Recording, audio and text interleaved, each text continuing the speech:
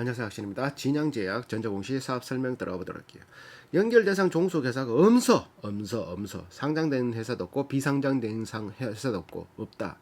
연결대상 회사라는 거는 내가 종처럼 부릴 수 있는 회사나 내가 혹은 지분을 많이 투자해서 뭔가 영향력을 끼치는 회사 이런 게 없다고. 지원자라고.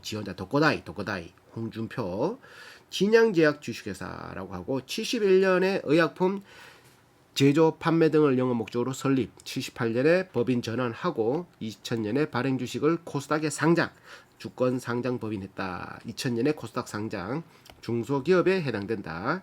자, 코스닥에 2000년 회사가 2005년에 주식 분할, 액면 분할 5,000원에서 500원으로 발행하고 900만 주를 만들고 엠젠 바이오에서 엠젠으로 이름을 변경, 출자금 10억을 땡겨왔고, 자, 유상증자 200만 주, 그래서 1200만 주. 이 유상증자가 뭐다? 주주 배정 유상증자, 주주 배정 우선. 요거 그러니까 요게 좋은 거지. 내가 주주 입장에 있으면 좋은 거지. 왜? 내가 주식을 가지고 있는데 살 수 있는 권한을 더 주는 거니까. 자, 2006년 백혈병 치료제 미국 특허 취득 혈장 내 아스코르 베이트 제거 방법 이런 것들이 백혈병 치료법을 이게 근데 신약이 있나? 하여튼 난 원래 거만 봐서 그런데 이거를 일단 기술이 있네, 맞지? 그리고 진양제약 서울연구소 10년에 바이오선텍 출자, 한국 PGMP 제약 출자 3억치, 2억치 이렇게. 자, 그래 2021년 처음으로 전환사채를 발행 160억의 전환사채를 발행했다. 160억의 전환사채. 요게 생각하기 나름이겠지만 160억을 땡겼다라는 거는 160억을 빌려준 입장에서는 더 돈을 더 땡기기 위해서는 이 회사가 뭔가 뉴스거리에 나와서 주가가 올라가게끔 유도할 수도 있다라는 소리지, 맞지? 기존에는 전환사채를 땡기지 않았으면은 뭐 그런 돈이야 주식 회사니까 대주주 혹은 주주들이 이거를 막 홍보해야 되는데 굳이 그런 거 안 하면은 뉴스거리 별로 없잖아. 근데 어제 얼마 전에 인상가 같은 경우는 같은 시총 한 800억이지만 뉴스가 5페이지가 넘는다 이거 맞지? 어떻게 하느냐에 따라서 어떻게 해석을 달리 할 수 있다. 최대 주주는 2008년 최윤한에서 최재준을 아들로 바뀌었고 자본금은 120억, 주식 총수는 1200만 주고 자본금은 60억 멈춰 있다. 자사주는 80만 주를 신탁 계약에 의해서 지금 가지고 있는 게 80만 주를 가지고 있다. 82만 주 이렇게 있다. 제약 산업 같은 경우는 인간의 삶의 질 향상의 궁극적 목표로 하는 국민 보건 산업의 고도의 화학 합성 기술력을 요구하는 정밀 화학 산업이고 연구 개발형 고부가가치 산업이란 특성을 가지는 요만한 거 하나에 뭐 1,000원이니까 고부가치지. 21세기 가장 고도 성장이 기대되는 사업이다. 신약 잘 터지면 일반적으로 막말로 이렇게 탈모 치료제 하나만 개발돼도 맞지? 노벨상을 반니 많이 가니까.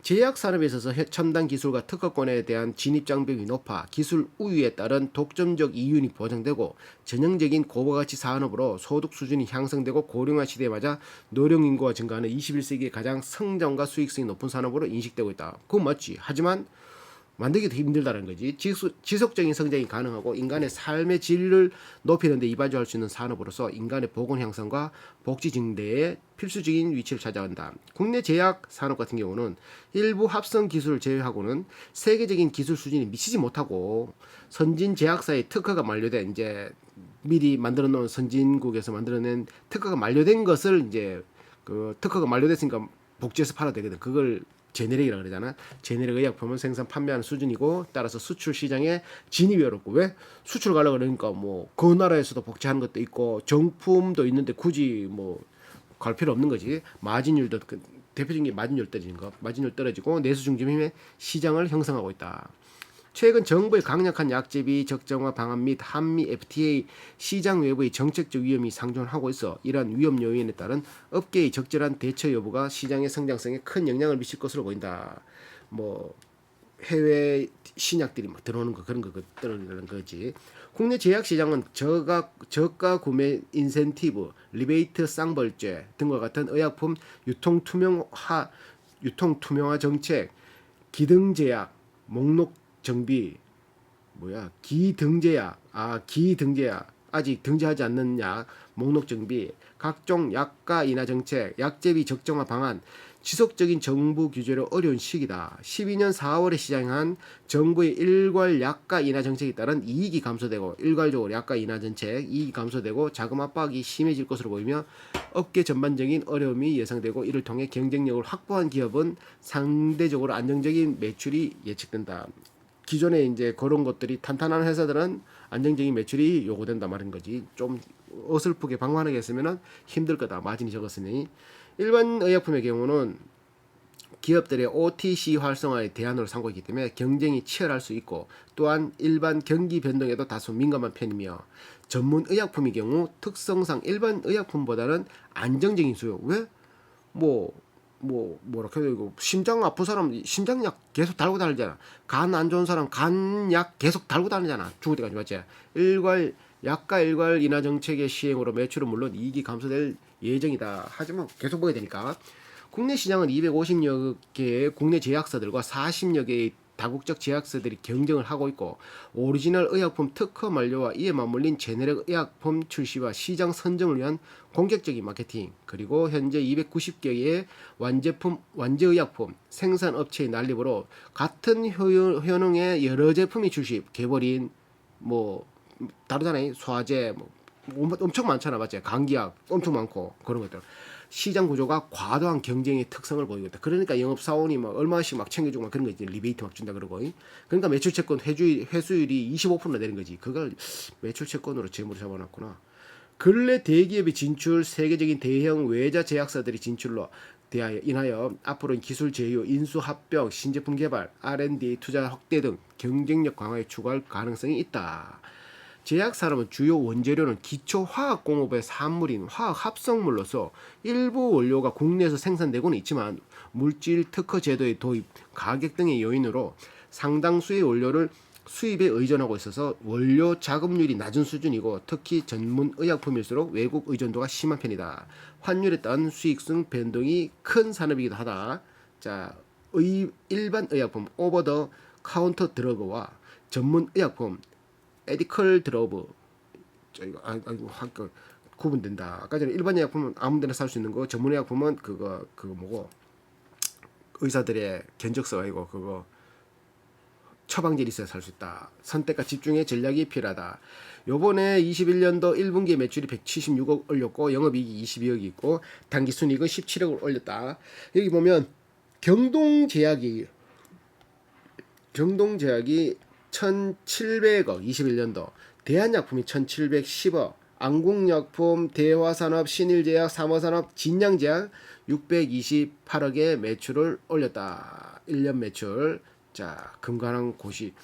근데 이게 제일 낮은 게 중요한 게 아니라 성장을 보면은 19년부터 경동제약은 1759억, 1719억, 1730억. 그냥 수평이라고 보면 되지. 대한약품은 1680억에서 1660억, 1710억 조금 상승했고, 안국약품 1490억에서 1300억 감소했다가 또 1500억. 조금 뭐 고만하고 대화제약은 870억, 820억, 880억. 신일제약 600억, 610억, 610억. 사마제약 710억, 530억, 540억 감소하고 있고 진양제약은 450억에서 490억, 620억. 진양제약은 지금 상승하고 있다. 왜? 다른 회사들은 안 그런데 진양은 왜? 모르지 나도. 근데 이 수치를 보고 판단할 수 있는 거는 무언가 또 신약이 아니라 얘들이 좀 팔아먹을 수 있는 걸 또 만들어냈든지 혹은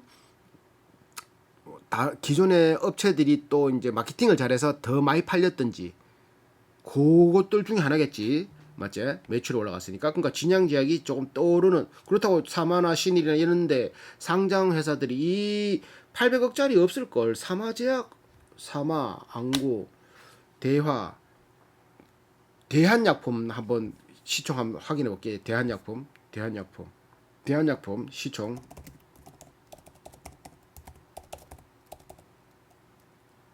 대한약품 시총 1,700억. 야, 매출 2배니까 1,700억. 뭐 6, 38. 매출은 또 3배네. 그리고 보면 또 그렇네. 또 그렇네. 그러면 대한약품도 경동제약도 대한약품도 또 그래 생각하면 또 좀 그러네. 애매하다.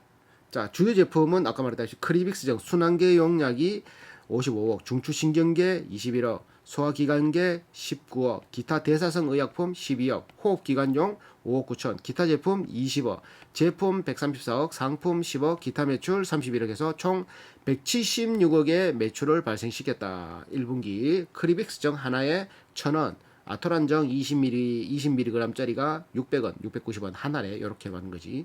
자, 또 뭐 있노? 원재료 뭐 생산 설비, 주요 원재료 가격 변동. 원재료는 가격이 거의 뭐 동일하더라고. 3년 동안 원재료랑 공장 가동률을 보니까 얘들의 생산 실적 공장 가동률을 보니까 지금 정제 만들어내는 거는 공장 가동률이 지금 125% 가동 시간이 막 찍어내고 있다는 거죠. 정제 캡슐로 만들어내는 건 67%, 건조 시럽제는 12%. 그래서 총 평균 공장 가동률이 90%가 나왔다고 있다. 의약품. 근데 이게 제약 회사를 투자할 것 같다는 말. 사실 제약을 말고 그거 어디고 그거 껍데기 캡슐 만드는 서흥을 투자하는 게 낫지. 서흥은 무조건 건강 보조식품 제약 다 들어가는 거잖아. 캡슐을 성이 낫지. 그건 수출도 와야 하고 맞지? 자, 그렇다. 이번에 투자 계획은 기계장치 뭐 이렇게 뭐 쓰는데 한 11억 정도를 투자 계획을 준비하고 있다. 뭐 이렇게 말하고 있고. 자, 매출 수주상 아까 봤고 수출이 없어. 수출이 비었고 수출 비었고 수출이 없어. 이번에는 수출이 없고 작년에도 3억 수출, 저작년에는 2억 8천 수출이니까 홈페이지에 나와 있는 뭐 대단위로 수출했다라고 할 수 있는 건데기는 안 되는 거지, 맞지? 그러니까 수출은 없다고 보면 된다. 내수 위주로 보면 된다. 판매 조직은 국내 서울 지방 포함해서 17개 지점 해외 사업 개발 팀이 있다. 해외 2개. 자, 의약품 약국 주문 가격 결정 약국 납품. 도매는 주문 단가 계약 도매 상 납품.